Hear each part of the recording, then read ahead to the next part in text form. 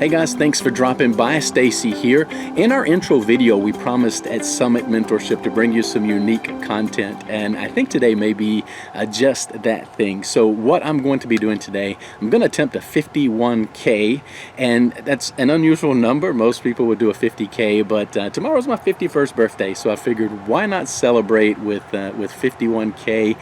And it's going to be a challenge for me. I've done the distance several times before, but I haven't gone any further than a full marathon since fall of 2018, and it's 2020.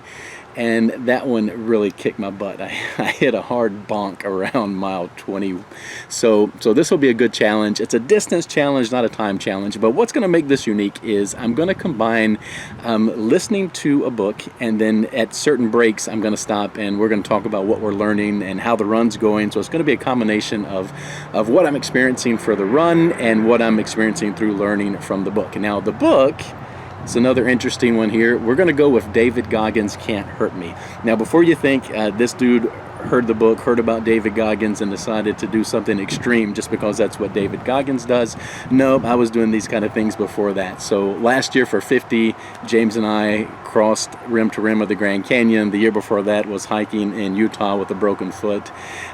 So I've been doing things like this before I found Goggins, but I think because of that, maybe there's a bit of a connection with what he talks about and what he does. So I've gone through the book once. I'm going to go through it again and bring some lessons forward for all of you guys to see what I'm learning. Now, my plan originally was to take a phone with me and do some of this on the run, but we are having intermittent showers off and on. So I've kind of got a tent set up, and I'm going to come back to the tent every 5 miles or so, every 8K or so. We're going to come back in here, grab a little bit to eat, probably change shirts. You'll see 6 or 7 different shirts, and since I'm the race director, I can choose the rules, and I want to be as comfortable as possible. So that's going to be my rules.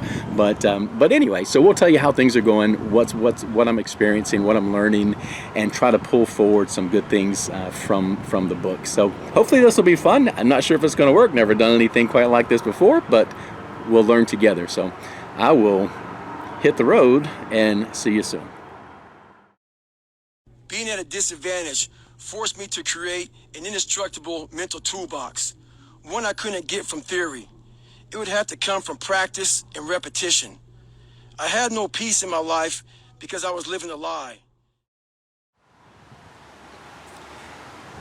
All right, so first 8K in the books, and most of the intro in the first chapter done. So I'm listening on Audible as I run, and I'm running it at about a 1 1/4 speed to get a little more of it done. So I'll get to the run in just a second, but with the book, again, this is David Goggins' Can't Hurt Me. It starts off, and this is, if you are easily offended by language, this may not be for you, but understand this is a man that's pretty much pouring out of his soul, telling his story in his words, and so it's raw, and it's very emotional, and so just understand that going in. And if you are easily offended, try to overlook it, because there are some pretty important messages that you can glean from this particular book. So from the intro, he starts out talking a lot about mindset, and then gets into the story. Basically, it's his story growing up in a home. If you don't get anything else from the first chapter, you'll understand that there is some true evil in this world in which we live. But he goes through the upbringing with beatings and mental and physical abuse of both him and his mother, and how they escaped. And it's very it's a very heart-wrenching story. But when he's talking about the mindset and the mental toughness that's required to get through it, I think this is very important. Whatever you've gone through, whatever we've all gone through up until this point, events, they're not our fault, but our response and what we do and what we learn from those events, now that is our responsibility. And so what he's basically saying right off the bat is we have to take responsibility and have self-discipline to take those events, learn from them, and grow and be better, and not dwell on them, not let those define who we are and who we're going to be. It would have been very easy for him to take that as an excuse to become something completely different than who and what he became. Very easy for us to do that same thing. So the very first challenge, and each of the chapters in the book, he gives you a challenge. The very first challenge is to get a journal, and journaling is extremely powerful. I personally would recommend recommend you journal twice a day, in the morning and in the evening before bed. But journaling is very important. And he advises you to get a journal and just to start going through your story and determining what are your limiting beliefs. What is it that's holding you back? And when we started building the community of Summit Mentorship, we went about this with the idea that we want to help each other raise our level of awareness. We have to become more aware of what we're aware of. We have to become really conscious of what it is that we're thinking about and what's really controlling us.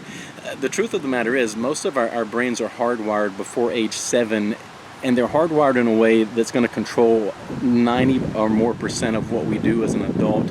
And the psychologists will tell you that the majority of those programs that are running are self-sabotaging programs, that they're working against you.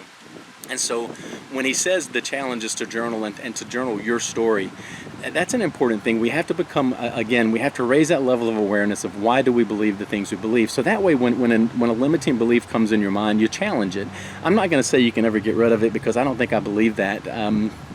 If you could get rid of the negative things that have happened and the negative memories, I don't know that you would, be in the middle of a run and suddenly think of something horrible that happened in 4th grade that still haunts you late at night. But so I don't know if we can ever just get rid of it. But what we can do is acknowledge it and say, up until now, I've let this belief kind of dictate my life.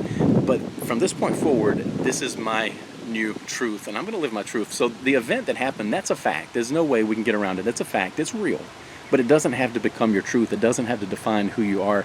So this first chapter is all about baselining who we are through journaling, and then let's start in the coming chapters to plot a path forward to grow and to become better. So a really good start to the book. It's an emotional story, and I think you'll come away and again, it'll make you really understand there is some true evil in this world. But it's a good first chapter. Now to the run. So again, back to the idea of a 51K. I haven't gone further than about 10 miles over the last 12 months at any one time. So this is a distance that's going to challenge me. I'm 8K in. It's hot and humid, and not quite as hot as it could be this time of the year, so that's a blessing. As far as gear, I've got Hoka shoes. I'm as a bit of an older runner, I have some issues with a little arthritis in my right foot and standard old man things, but the Hokas are really good. So I've got 2 pair that I'm going to be switching in and out of. I mentioned earlier I'm going to be changing shirts to keep a dry shirt throughout this, and about every 8K I'm going to stop, and I've got a kind of a veritable cornucopia of items here from Running Etc., the best running store in all of Hampton Roads, Virginia. But there's things by Stinger and Goo, and I've got fresh fruit and water and Gatorade and all sorts of things to keep me nourished throughout this thing. As far as clothes, it's kind of a hodgepodge since I am changing a lot. There's going to be some Nike, some Under Armour, some Champion gear, but it's all served me well for years. So these are the things that I'm going. The first 8K was great. I'm breaking this up as a run-walk because I do know that this is going to be a challenging distance for me. So I'm doing it as a run-walk. First 8 was good. So now we've just got a few more to go and we'll be done, right? So I'm going to change clothes, grab a bite to eat, hit back on the road, and in another 8K or so, I'll be back to talk to you about chapter 2. See ya.